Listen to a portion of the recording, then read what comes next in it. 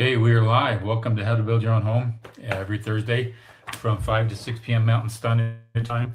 We take questions and try to help people out. I'm a general contractor, and I wanted to mention that we had a very interesting milestone this week. We had 500 videos on our YouTube channel. So I was up late at night just surfing the internet and looked at our channel and I go, oh my goodness, 500 videos. So thumbs up, comments, great job, all that kind of stuff. Now I need to go for another 500 and reach 1,000 videos. So I really appreciate everyone's support and all that. I have a lot of questions here. We're just going to jump right into them because I know people are going to chime on and I don't want to get behind. So I'm actually going to start doing some questions here real quick here. This one here, and I've told all these people because they can't be here at live chat, they're going to be chiming in later on during the week, and I would answer these questions first. This one's here's from Kelly. It says, I'm missing you on Thursday night because we were gone for 10 days. Hope everything is okay. I watch every week, Kelly. And I go, Kelly, thank you. You're the first on the list. So we appreciate that. We were gone to Mexico on a trip for 10 days or thereabout. And we were safe. We were in the far southern part of Mexico, very, very far southern part of Mexico. So we were okay. This one's from Thomas. Hi, Keith. I wanted to ask a question for your next Thursday show. We have a family friend who will help us get a dried-in stage. He's a GC and is willing to let us pay his labor team so that we don't incur costs from using him directly as GC. Our bank, however, only allows vetted GCs, so he has agreed to sign up for Land Gorilla, but says he will transfer draws to our account and I can pay subs in that manner. He asked for me to get an account at his bank in Washington, and so I'm looking into setting up a business account, which has led me down a rabbit hole of setting up an actual business. I already got business cards, email set up, etc. My question for you is this: should I use the sole proprietor or use the EIN number I registered for and set up an LLC corp or other entity? If you've already got an EIN number, you already defined whether it's an S corp or an LLC. So check your EIN and what you went through the fed.gov for EIN. There's a website you want to get that. You selected whether or not it was an S corp or an LLC. You need to double check that. It will have sent you a PDF file and you'll see the EIN number. Just look through that and see what kind of business entity you set up.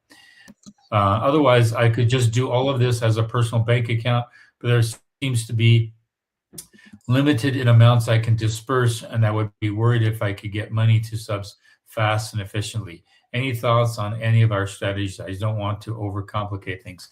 Well, there's a benefit to running it as a business because there's an expense. So you run as a business, whether it's an S corp and LLC, preferably an LLC as a smaller business, you can run costs through against your income. Now, keep in mind that's going to drop your income. It's going to affect your ability to get lending if you're hoping to get refinancing down the road. So always think forward, but it does give you the opportunity if your income's high. Now's a good time to write off some expenses. So double check your entity. And check with your CPA too. Check with your CPA just to run it by him. Yeah. So yeah, check them. And usually you go to the state first, you decide what you want to do, and then they'll give you a link to the Fed site. You get your EIN number. So I don't know what entity you've selected, and make sure it's the same for the Fed. You don't want one to be one and the other to be another. It gets to be very confusing. Okay. This one here is from Andrea. Ask your question. Did you stop the live Q&A questions? No, we were gone for a while. I am on tonight and see it has been 13 days since you did a last live. Is everything okay? Everything's okay. I send you a question on February 23rd asking about which is the best to go with truss or beam. I remember that question, and I think it's in here. I'm not a fan of beams. Okay. Any solid timber has a tendency to sag if it's not an engineered wood product like an LVL. An LVL is an engineered wood product. It's got strands and glue and it's doing its thing and it's very strong. But straight up timber, doesn't have a capacity for that unless it's super oversized for what you need. And then it's hard to drill through and you can't bring all your mechanical through it. That's why I love engineered floor joists, engineered floor trusses. I love those better because they're strong. That's a webbed configuration, handles a lot of stress, and you can fit mechanical through it very nicely. So yeah, that's a really good question there. Let's get through some of these here because I know I don't want to get behind. Alan writes, ask lots of options for homes, home envelope designs and construction. There's so much information. My home plans are with the drafting department. My property is in west central Wisconsin, where winters can be cold and snowy. Could you comment on the use of external insulation products, rock wool, comfort board, 80, etc., that would help decrease thermal heat loss from framing studs? Seems like a very expensive addition to the envelope, although gaining R value. Do you use the zip system sheathing? Do the benefits support the costs? Thanks. And this is from Alan. I would not buy the zip system. There's no additional R value in the zip system. So why do that? If you're in a cold climate like that and you've got those winds coming off the lakes there and it's super cold, I would add an additional R value, and you can get up to 6, 7, 8, depending upon the thickness of that mineral wool that you're putting on that home. Plus, it's the new IRC code, and a lot of jurisdictions are adopting it, especially very cold climates like that. That's going to be very, very effective in cutting down the conductivity of cold wicking into the home. Remember, cold chases heat. So it's warm inside, it's going to try to chase into the home. On top of all that, you're putting that insulation on the outside sheeting. So that stud, if you've ever looked at thermal heating of homes, especially in the cold winter, it will show all the studs because wood is not a good insulator. It actually does conduct and wick cold from one side of the house to the other. When you put that insulation on the outside of that home, that's a thermal break. It's going to actually help or slow down or actually diminish any conductivity of cold to the inside of the home. It's a plus plus. It's something that would add incredible value to your home. So I just did a video on that. Check the video 2 or 3 videos ago where I'm actually putting it on a high mountain home with someone's trying to call me, that is about 1,000 feet high, and we get some really cold winters. So I'm very familiar with that. It would be a better investment than zip system. Trust me on that. Okay. This one's from John. When you have your plumber electrician come out to install underground piping. So when do you have your electrician and plumber come out and install underground piping? It depends on the phase you're in and the foundation you're doing. If it's a slab on grade, they will typically come out after the footing is poured, but before the slab is poured. And I don't like to do monolithic pours.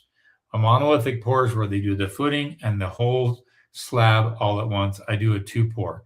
If your contractor is doing a monolithic slab and they're doing everything at once, that really is kind of hard because they've got to have bat boards up and everything, and they have to be perfect. They dig underneath there and they run their conduit and they run their sewer and everything, and they hit it just right. I like to do the footing first, have their boards come up, dig under the footing, get your sewer line, get all the other conduit and everything else in there perfectly in line with the the walls and etc. of the home. And that's my preference. But if it's a stem wall, same thing. If it's going to be a basement wall, same thing. You got to go underneath that footing. And sometimes you want to block that footing out. Talk with your plumber on this because you want to make sure you hit that elevation just right. I did a video several months back where we put a 6-inch, it was about an 8-inch piece of PVC pipe down inside the foundation wall of a stem wall. And it was down approximately where we best guessed. And so it gave 3 inches of play above and below that pipe. So the plumber can come in and actually run his pipe right through that without having to go all the way down below the footing. And we couldn't have gone below the footing because we didn't have the elevation because the septic was just beyond. So work with your plumber on that. And they, depending on the foundation you've got, your plumber is going to help set that elevation and exactly where they're going to come out of the foundation. Okay. Good question. This one here is from Elizabeth. She asks a question. We are looking to buy our dream property and start building. We are at crossroads on how to go about it. We have roughly 220 in equity in our current home.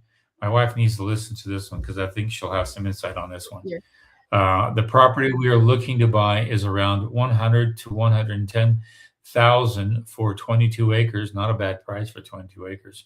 Yeah. Our plan was to pull equity to purchase the land outright. Then we would be taking 190,000 a loan on our appraised 310,000 house. Only issue we are having here is we would be going from a 2.7 interest rate to a 6 something rate on the home, on the equity of the home. So we obviously want to build soon, would probably purchase the land this way.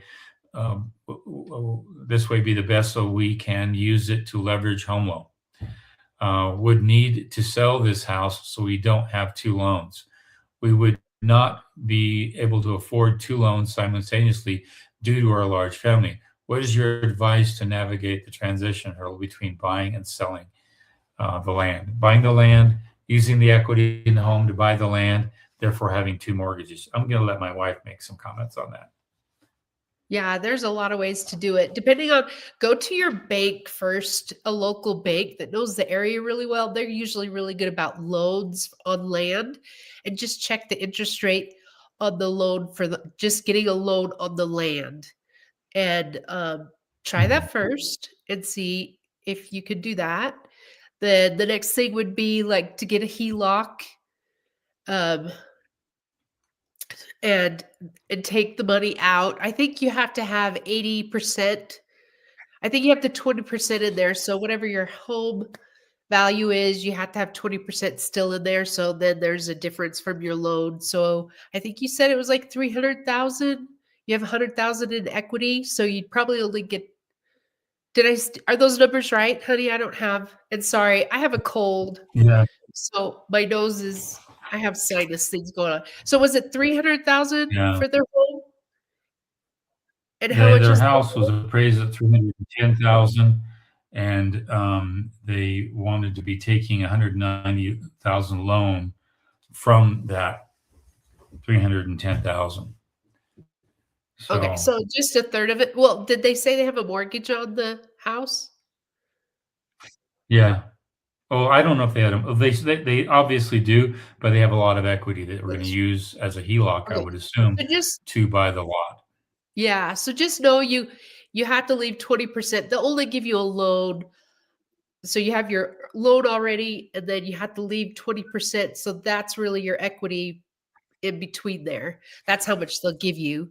Yeah. And I would try a HELOC Yeah. first to get that. It's a variable rate, but that's what I would try. So you could keep your low interest rate and then have a HELOC that's variable and see if you have enough to buy the land that way.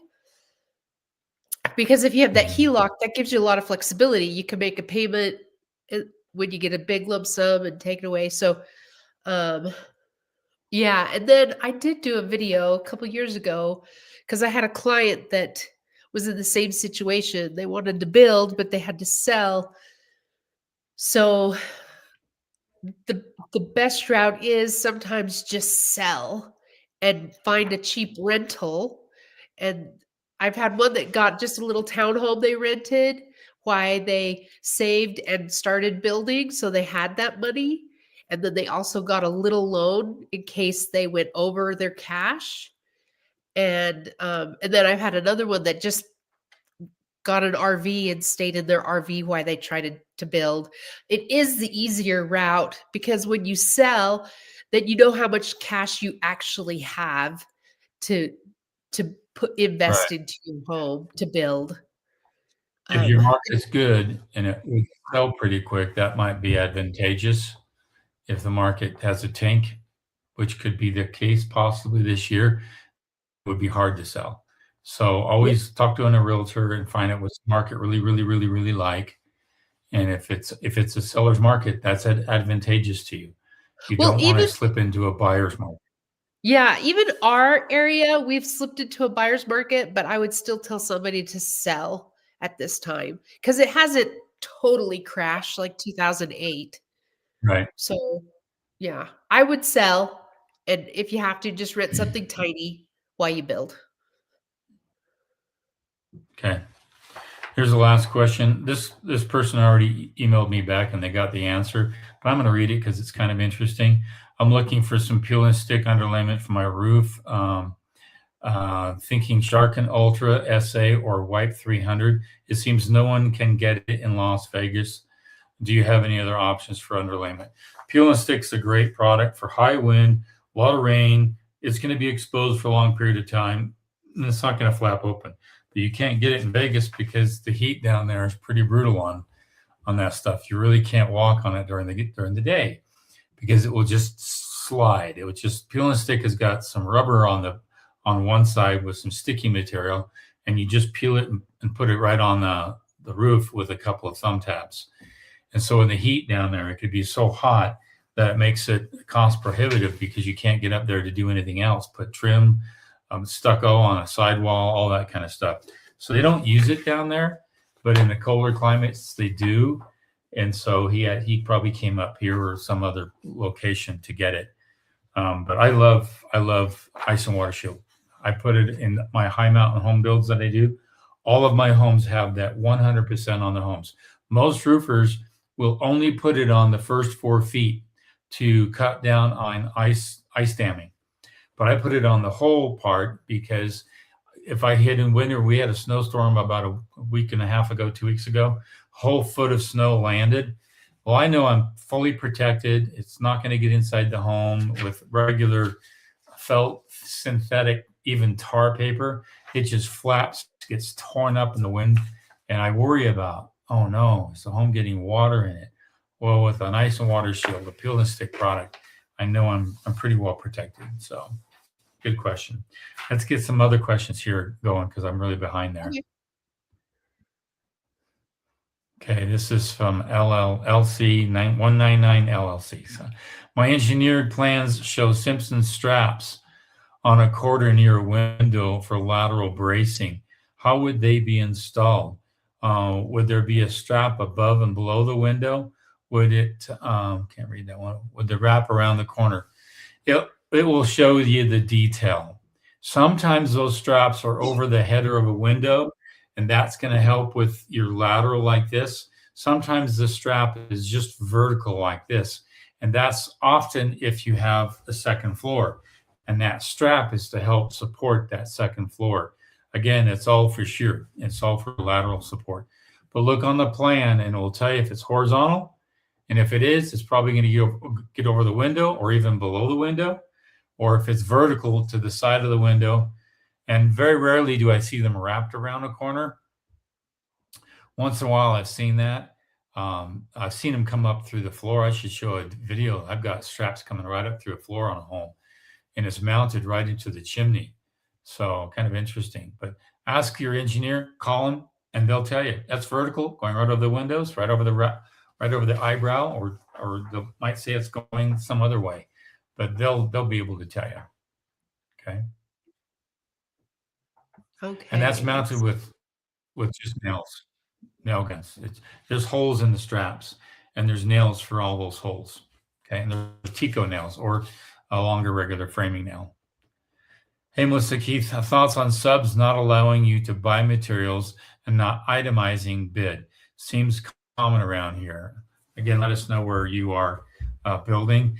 Yeah, there's reasons for that. Some subs, think of it this way. If you are a restaurateur, okay, and you buy your meat, fish, and everything from some location, in your restaurant, do you do a markup on the material, having to get it, how to store it, how to freeze it, how to refrigerate it, all that kind of stuff? If you're just running at cost, then you're probably not making a very good living. It's the same thing with contractors. If they start selling you everything at cost, their cost, then that could be a downfall for them as a business owner. let me just tell you the nitty and gritty of it. I have accounts at just about every supply house in my local area. I'll get 3% here, I'll get 10% there, I'll get 6% there. And I actually float that right through to the business owner. Now I could go really cheap and go to box stores and get it all cheap, but then I have a real headache of delivery, a real headache of timing, of scheduling, and all that. So I don't do a markup as a general contractor. However, as a subcontractor, let's say it's drywall, let's say it's stucco, okay, and I have a lot of material dropped off. If I start cutting on my giving it cost, then it's not going to help me. But typically, if I get a discount of 6%, I will add 6% on the bill because that's where some of my profit is. It's very hard for a lot of subcontractors to make a profit because they have to make it somewhere. If they send their labor there and their labor is 30 to 45% of the total cost, and let's say material is probably 40% or whatever, all right? They've got to add it somewhere. And if they add all their profit on or overhead, insurance, liability on top of it all, that kind of scares people. So subcontractors are careful on what they're showing you. And I know I like to have itemizations, but I know my numbers for particular areas. Like if I get a bid in and somebody's doing flat work on concrete, it's $9 a square foot. I go, no, I know the going rate is around $7.50 a square foot. So I know they're way off. And if you're experienced, you kind of know that. But if you're not experienced, it could be scary. And the only way to really get past that is to get 2 or 3 different bids. And then you see a ratio, you see an average, and that average is the safe mean. So don't get too particular about it. You're already saving at least 10 to 15% on the builder fee. That should be enough. If you start getting nitpicky like this, it's going to drive you batty. And maybe even 23%, because that other contractor, he says he does 10% overhead, 10% profit, and then a 3% wiggle room. So he's charging 23% off the bat. Remember we were talking to him? So yeah. So you're saving 23%. Yeah, okay. And the realtor fee is another 6%, not on the price of the lot, the land you buy, typically through a realtor, but you're avoiding 6% on the build cost on top of that. So we're probably between 25 and 30%. That should be enough. If you're getting nitpicking on costs on subcontractors, wanting everything line items and stuff like that, you're going to push them away and they won't want to bid for you. And you don't want to be in that situation. Okay. So be very cautious about that. Good question though. Okay. Enverode CT. Hey, Keith and Melissa. I haven't watched your videos in about a year, but for good reason. I was busy building a home for my family. Thank you. I'm forever grateful. You are welcome. You're welcome. Good job. Good job. We're glad to have you here. Okay. And Reeming Gat 16. That's an interesting name. Your self-managed course is for spec builds for consumers as well, correct? Does that continue on with something? No. Yes, it is. You can use that. I actually was talking with but yourself. So all the upgrades still do those on spec homes. I do want to be a builder known to do it. Yeah, it would be just fine. I was actually talking with a student that wants to be a GC. They went through the process, built their own home, built another one using the same thing, and they wanted to know if they can get some consulting to open up a business as a GC, a general contractor. I go, it's all pretty much the same thing. So it's a great program. You'd be very, very helpful to get into it. Looking to build a 2,600 square foot home on 4-foot crawl space foundation. Do you think that $150K be enough to cover foundation, framing, and roofing? Might be a little low. I don't know where you're building. Again, always tell us where you're building. Here. The land is fully paid, and the whole would North Carolina. That's possible. I know North Carolina is a different beast. It's not like Los Angeles County.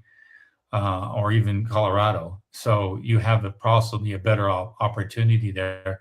I do believe some cement, Portland cement's a better price back east because they have so many plants back there and mines. So I don't know. I would say 2,600 square feet, 4-foot crawl space. That crawl space could be 40 to 55,000 in that range. Your lumber package could be 45,000 or more. Framing is going to be could be $18 a square foot. It's possible, but you just want to get some bids and double check. So It kind of seems like he wants the shell, right? So we just did a shell for somebody, and what was it, 350, and it didn't include the land. Would you say, honey? I think it was 350 or 310. Yeah, if it doesn't include the land, it's close. It's kind of tight. I'd like to be. I mean, I just did one across the street here. We did one for about 186,000, and we got the windows in, we got all the mechanical in, and that we spent that, and that's about that, close to that square footage, just a little more than that. So that's a good question. I love getting to the shell, and if I can get to the shell and possibly cash flow up from there, I love that. That's just something I love to do. So good question. Oh, I think I just did that. Our self-managed courses for a spec. Oh, we already did that one. Yeah. Okay. Will you guys be doing a how to become a contractor course? Let me ask some thoughts. And I want to ask some questions. I have a domain, and I have a lot of things that I've been thinking about, and it has to do with how to be a contractor, but not just a general contractor, any kind of contractor, independent contractor, 1099 contractor, you name it. If you're looking to just start anything, a lot of people just don't know that there's a way to just slip into it. How to give an estimate, how to give your inclusions, exclusions. I was talking with my accountant this morning, and she asked me a question. She says, Keith, I need some advice. I've got a client, and he builds stairs, and he's been running into a problem where he gives an estimate, does the work, but finds out he runs into hiccups or overages and costs. And so he doesn't want to do that anymore. He wants to nail it and get that bid just right. And I told her all he needs to do is write in inclusions and exclusions and the possibility of overages inside that estimate, meaning that in the event of this, then it could go this. If you use different lumber, it could be this. And the more detailed he is with that, then he's safe and protected because it was explained in the estimate process. I've gotten estimates from people that's a text and total cost, no description, no nothing. That's just how they operate. But he was finding to be a little bit over a little under on his estimates. Well, long story short is I wanted to just get into a website, a whole different YouTube channel that says how to be a contractor on anything. And then they would go to a platform, a website, and they say, you could be a plumber. Well, I've got hundreds of bids from plumbers, and I would tap into this whole community and say, hey, send me your best bids on plumbing. And then I would pull from those, and I'd say, oh, here's a great template. If you want to be a builder, here's a great template. And here's a lot of other factors and things and networking and all that kind of stuff. So the only way I could do this with a whole nother channel is I tap into the resources of all my students. And I've been collecting a lot of really interesting bids and really good top-notch contractors and pocketing them away so that they could do this. And I could do this for an artist, or I could do this for just about anybody. You could be a consultant for speech therapy. I don't care what it is. Nobody is out there helping just the concept of starting a business. It's not out there, and people overcomplicate it. And because they overcomplicate it, they scare people. And we need more competition. We need more people in business because that makes us a better country, a better community. More competition actually pushes more of us to be better at what we do. And so I'm thinking about that. I'm just like on the edge of making it happen. I got the domain. I I got everything ready. I just haven't launched it yet. So I'm thinking. Okay. Thank you for that. I Hi, just everyone. wanted to, Kai here. It's yeah, again. Yeah. Hello. yeah, I want to say hi. Hi. He's chugging Yeah. along in our Discord. He's always good to help out. We love you, Kai. Yeah. Mhm. I'm in Denver, Colorado. Our plumber recommends using water to pressurize the pipes for rough inspection instead of air due to the house size. Yeah, Keep but just going. watch out for freezing. So I'm Yeah, concerned about freezing since we don't have heat yet and need to pass through inspection to insulate and turn on the heat. What do you recommend? Well, the air would get you a higher PSI strength, and it would actually show that, yeah, it's even holding better. The water is just a head water pressure test. So they go up on the roof, fill up the pipes, plug it at the bottom down by where it's leaving the home. And then all you have is a certain head water pressure test. But the neat thing is you can actually put some dye in there and see if it's coming out anywhere inside the home. An air pressure test, you have to let it hold for a certain number of hours and see that that needle doesn't move at all. That's what you do for gas. Gas line's going to have a pressure gauge on it, and it's going to make sure it's going to hold for 24 hours. And that's going to be a higher PSI than you would ever see in that pipe once gas is inside there. So it's kind of overkill. But yeah, water's fine. You just got to watch out for freezing. That's all. And you can see if it's leaking somewhere. And if that's his preference, fine. He's taking responsibility for it. If it does freeze, that's his responsibility. So just watch out for that and keep an eye out for it. I do air pressure tests where I'm at because it gets way too cold at night, but we're moving into a situation where we can actually avoid that. But for the past two that I've had, they've been air pressure tests. So let him do what he needs to do and let him take responsibility for that. Okay. I have one more question here. Have you used a Hagen vents for air intake before?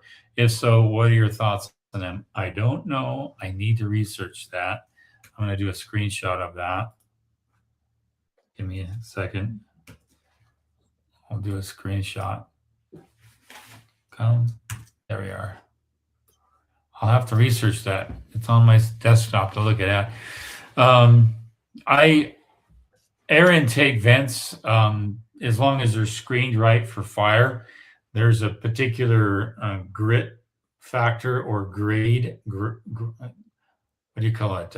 Just a shield to keep embers from coming in for a fire. And if it's on the roof, then it should be rated that Class A WUI fire rated. So you don't want embers coming in inside the roof. That's the only thing I'd watch out for intake air vents. I've just installed one for a sauna on a home, and it had kind of a simple grade on it. You want to avoid, like in my jurisdiction, they want to avoid hornets and bees from getting inside the home and building up a nest inside there. And so they keep that kind of an animal out. But I want to go even further to keep embers from getting inside, because if you've got a vent going inside an attic per se, and you've got an ember that can get sucked up into that vent and then start burning inside your attic, that's not good. So check that rating. I do have that rating on my website, or in the actual program. It's in the building a home that's Class A fire rated. I have that uploaded. It's in the self-managed package. So double check there. You'll see it's either in the download section or it's in the general checklist section. I forget where I put it, but it's there. Okay, good question. Keith, what would you recommend credit cards to get materials? I'm kind of stuck there. Really, really good question. I use just a regular Visa card. I'm not a fan of American Express, but a regular Visa card, and just shop around. Find out which ones will, and you can get credit cards that give you 0% interest or 1% for a certain amount of time, 6 months or whatever, and then just roll it over, pay that off with another card, and you can actually do this with no interest. I've seen a lot of people do that. You can also get box stores. The first time you purchase at a box store, they'll give you a certain amount off plus $100 or whatever, but you have to buy everything that you want to buy that day. And then when you do buy, you can buy in bulk and get a pro card or pro account. And then that pro account, like I have on my phone here, I don't know if I can show you this, just at one box store, and I can open it up, and I have $150 in pro account numbers. So I'm actually going to convert those into gift cards, and I'll give that to my daughter. She's building a house right now, so I said you can have it. Use that for your home. So box stores are great for that. Some of the lumber yards and other supply houses, they don't offer stuff like that. Some do. One of them I purchased from, they give vacations to a lot of their top builders. My daughter was trying to win a vacation, and so I don't know if we won one yet, but yeah, just search around and research and find out, read the fine print, how long it's going to be at 0% and what it's going to jump to after that. And the neat thing is when you get a card, pay it off, that's going to improve your credit rating because you're buying in big chunks amount, you're paying things off, and that's going to be very, very helpful for your credit down the road. So, but I couldn't tell you which ones to get. Talk to your bank. Go to your bank and find out. Good question.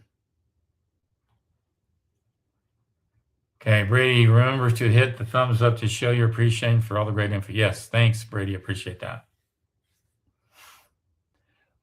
If you get the Lowe's Pro card, they will also get you 5% of the purchase. However, box store is often more expensive than builder supplies. It is.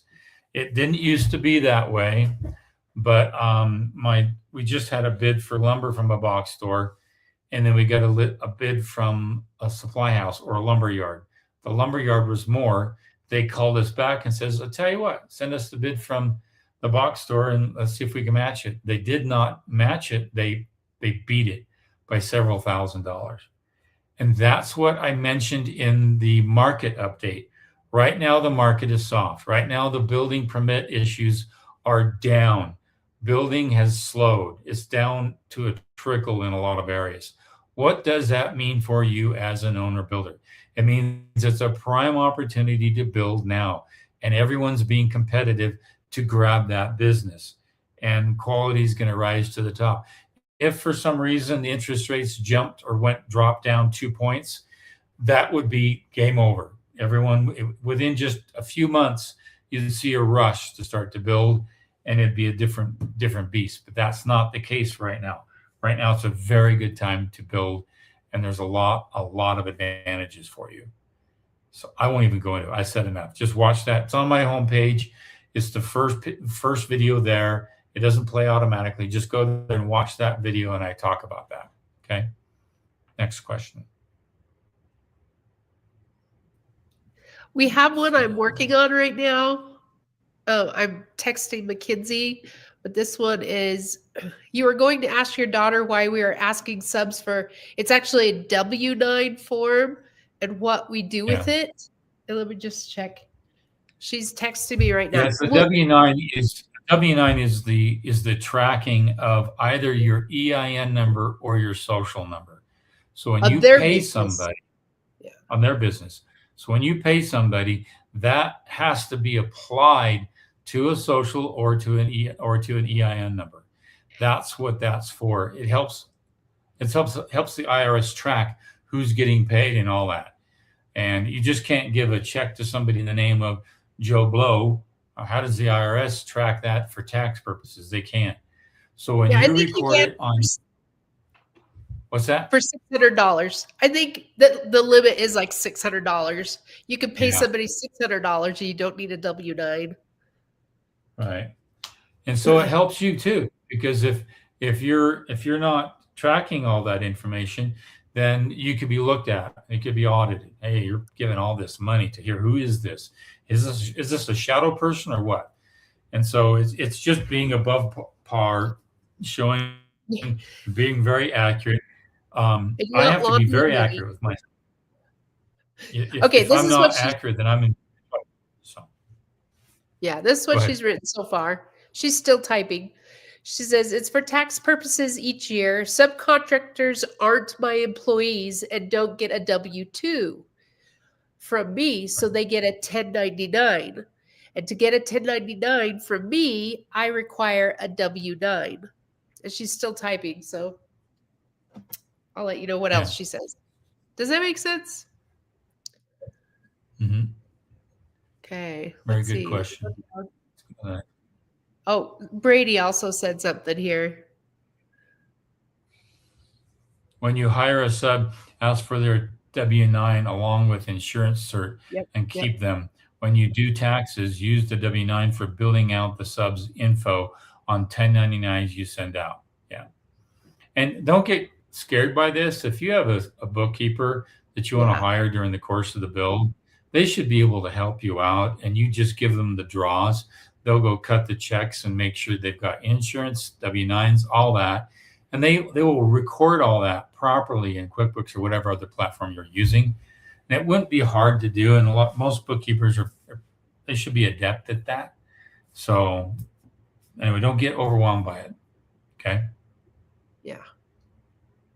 Okay. That's all we have for right now. And Kenzie's still typing. So she's. I went at it. If you have a should we tell CPA everybody accountant, the just good news? submit it. I'm going to tell anyway. that? Should we tell everybody the great news? Yeah, tell us the great news. Mackenzie's going to have a little boy. So we're going to have Greer and little Thatcher in July. So we're excited. No, we're excited about that. So she's gonna have a baby boy and I knew it was gonna be a boy. So we guess Yes. we have a 50-50 chance, right?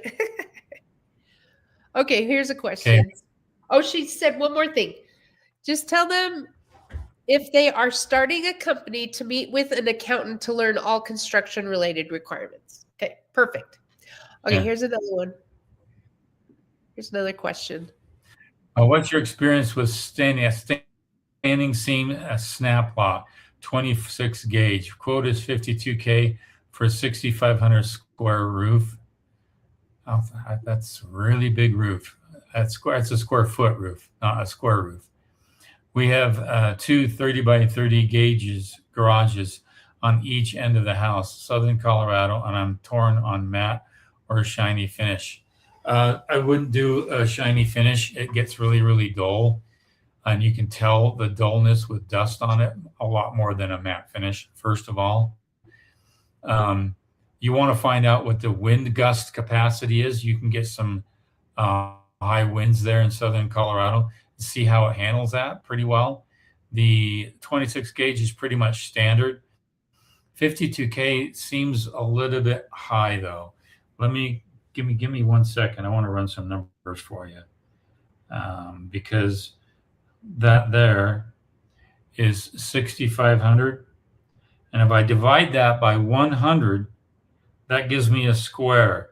So it's 65 square. Okay, so now I'm going to take 52,000.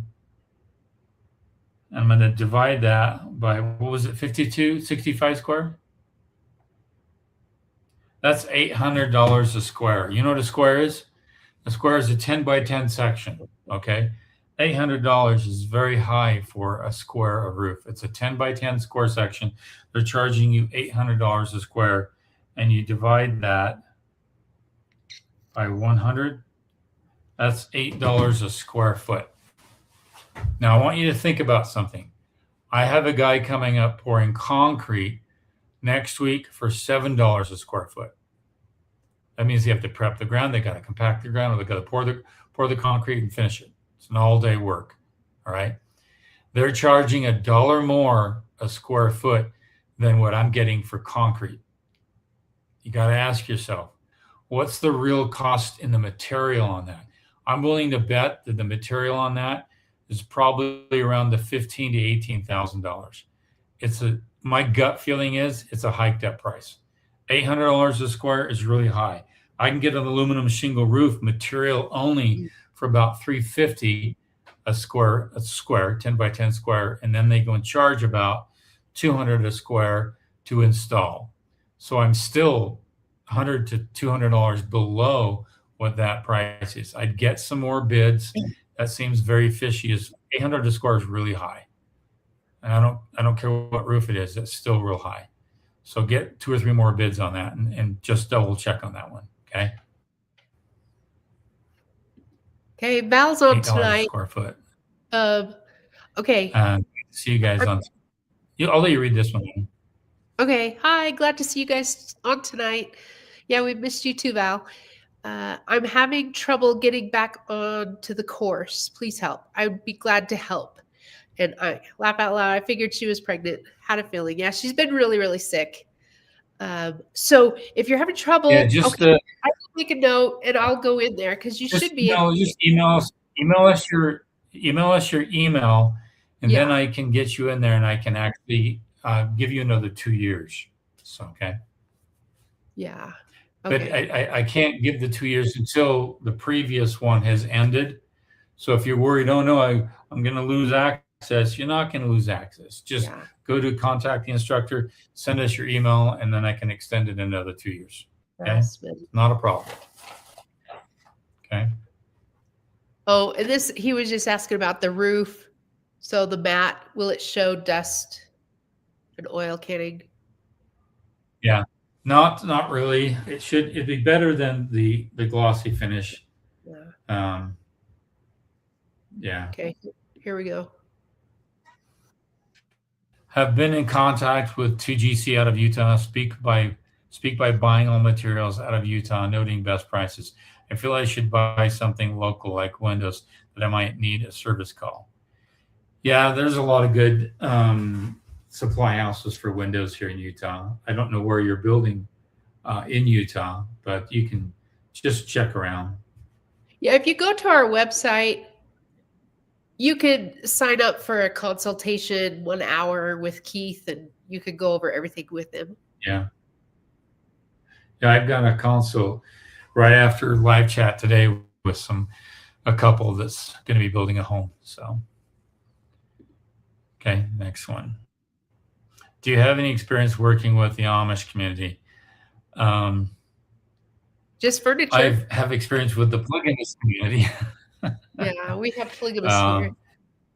They're hard workers. Amish have a really good knack for quality, and the polygamous groups, they have a knack for getting it done quickly at the lowest price. They're good. There's a lot of good Amish groups in Pennsylvania, Midwest, Missouri, other places as well. Just research them and find out. There's a lot of great Amish builders in the Mountain West, but they handle a lot of timber construction builds, high-end custom builds like that. You just have to research and find them. But they come with a whole crew and they bang it out pretty quick. A lot of Hispanic crews are great like that too. They always like to come with a microwave. I haven't figured that out. But the Hispanic crews I've dealt with, they'll bring a microwave on site, and then they'll cook their tortillas and everything, and then they'll eat their lunch, and then they will take a 15-minute siesta after lunch, like that, and then they'll get back to work and they go into the night. So every group is different. It's kind of interesting to watch them come on a job site.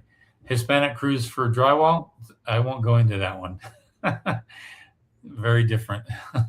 Framers, Hispanic, are totally different than drywall Hispanic. It's like they come from two different worlds. I can't explain it. I don't know why, but that's the case. So, and the thing it has to do with framing, you have to think about numbers. You have to measure it. You have to think of, with drywall, you don't. You just cut, it's just an automatic labor thing, and it has a different mindset. You're going to notice weird things about different cultures. It's kind of funny. Hey, Keith, so we ordered our windows for our new construction home 3 months ago. Someone in our supply house messed up the order, got fired for it, and we are now still waiting on windows to be. I feel your pain. Deliberate, have you ever held a supply house accountable for holding up construction like this, either to give us a discount on our materials, to compensate for the daily interest? Ask them to install the windows for you. All right, since they've hold you up, and you had a price point for your framer to install those, or you're going to install them, ask them to sell them. I just did that on a window order. The guy that did the order on them, he ended up quitting that company. I called the company. They came up and measured everything. 8 windows were not measured right. Some of them were so far out it would have been silly. So they hurried and got the windows measured correctly, and we get them next week. But we ordered them back in October of last year, and we're getting them next week. I've got a home that's been sitting there waiting for a while for windows. So I negotiated a couple things. You're going to do this and you're going to do that. And it took a little ease off my framer because I don't like to hold out several grand on his account till windows get there. So the manufacturer is going to install the big ones. So it takes off the pressure on my framer, and I put it back on the source that kind of created the problem in the first place.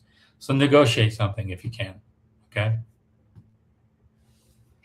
This is the mom pearl. Yes.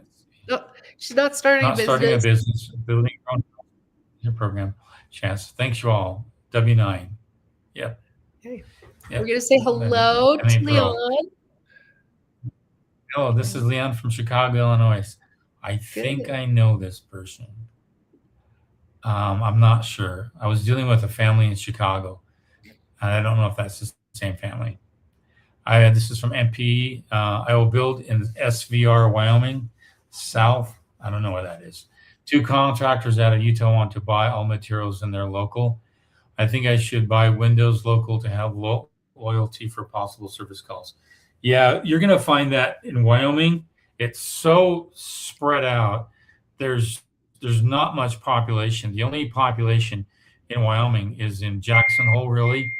But even in Jackson Hole, I know that a lot of the builders, they actually hike in their subcontractors from Salt Lake, and they bring them from south of their state and hike them all in because the cost of living is so through the roof that you can't afford to build there. You have to maybe even camp out in your truck and then hopefully get some work done and then haul back home in that particular area. But Wyoming is one of those areas that it's either so expensive or it's so sprawled, so rural that you have to get talent from outside. And a lot of people from Utah actually go up to Wyoming to build. My brother-in-law is building up there in Jackson Hole, and I've learned a lot from him. So, yeah, prayers to you. That's going to be a challenge, but you can do it. I believe you can.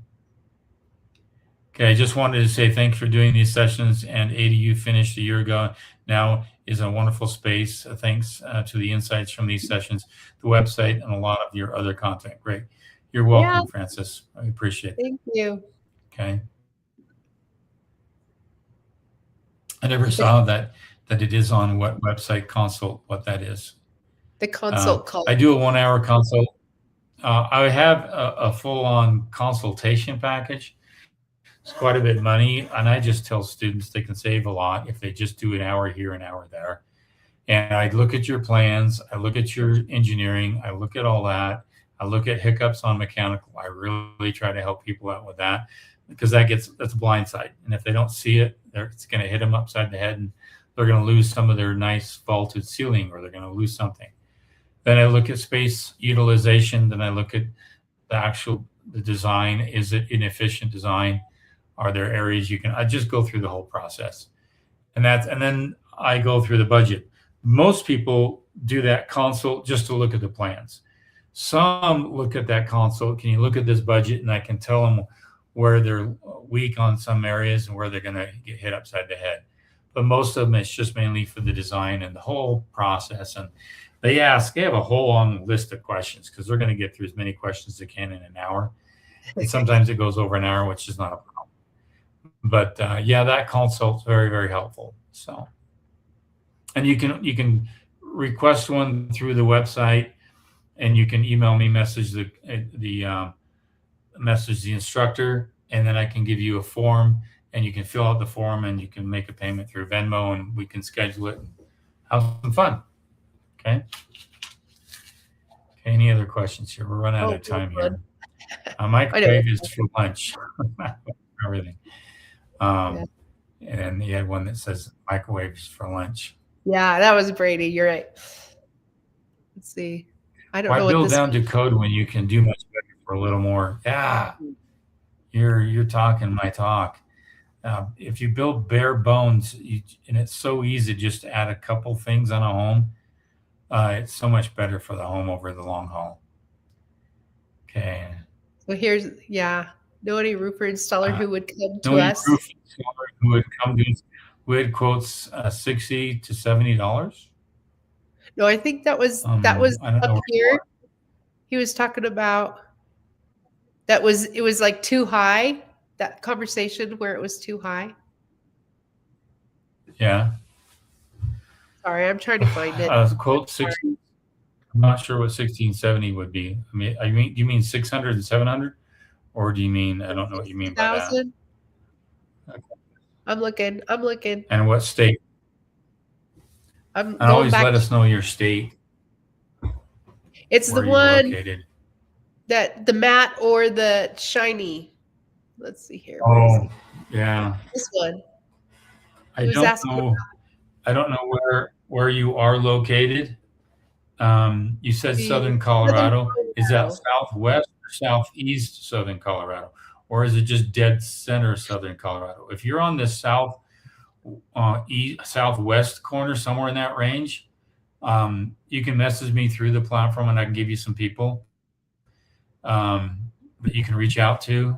But if you're on the far east side of Colorado, that might be too far because they'd have to go all the way through the mountain range just to get to you. But if you're just, like in Telluride area, I could probably Is get you it some people there. Pagosa? Pagosa Springs. I don't know where that is. Pagosa Springs. Yeah. Yeah. Let's see here. Yeah, I don't know. Message me and I'll give you a contact. You can call and find out if they're Yeah. interested in helping you out. Okay. Okay. Sorry, I was. Okay. Any other questions here? Okay, a passive house costs about 3 to 10% more, and you get a legacy home with the best building science. Correct. This home is a passive home. All my windows are facing south. I get the sunrise this way, and I get sun all that during the day. I don't have to have the heat on at all during the day, and it could be super cold outside. My temperature will get up to about 75 to 78 degrees inside the home because I'm capturing the sun all day long. And then when the sun goes down, the heat doesn't kick on until 2-3 hours later. That's called a passive home. Passive solar meaning I'm allowing the sun to passively come into the home, heat up the floors, heat up the couches. There's a place over there where our dog lays down where it's nice and warm, and that's called a passive solar home. So if you're in a cold climate and you're not using passive solar techniques, you're losing out seriously. And you have to really think about this.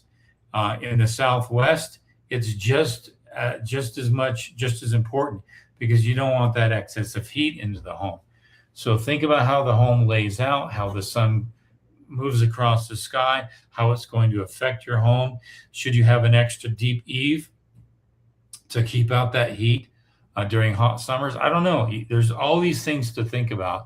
And I've got a 3-part series on building science that touches a lot of this, how to orient your house on your home site. So good question. Okay. We just have I'm going to, LC I'm probably 1991. going to need help getting back into the course. Yeah, just email us, message the instructor, and make sure you give us the email that you use to log in, and you should be just fine. Okay, I think we're done here. I think we had from thanks for all your help and what you help us out. Our pleasure. Our pleasure. Thank you. Thumbs up. Leave a comment. We appreciate that. We'll be here next week from 5 to 6 p.m. Mountain Standard Time, and have your questions ready. And if you're not going to be here, we have hundreds of people that come up and watch this live chat. You can go contact the instructor, leave a question. It comes to me through email, and I print them up, so I will answer the question as best I can.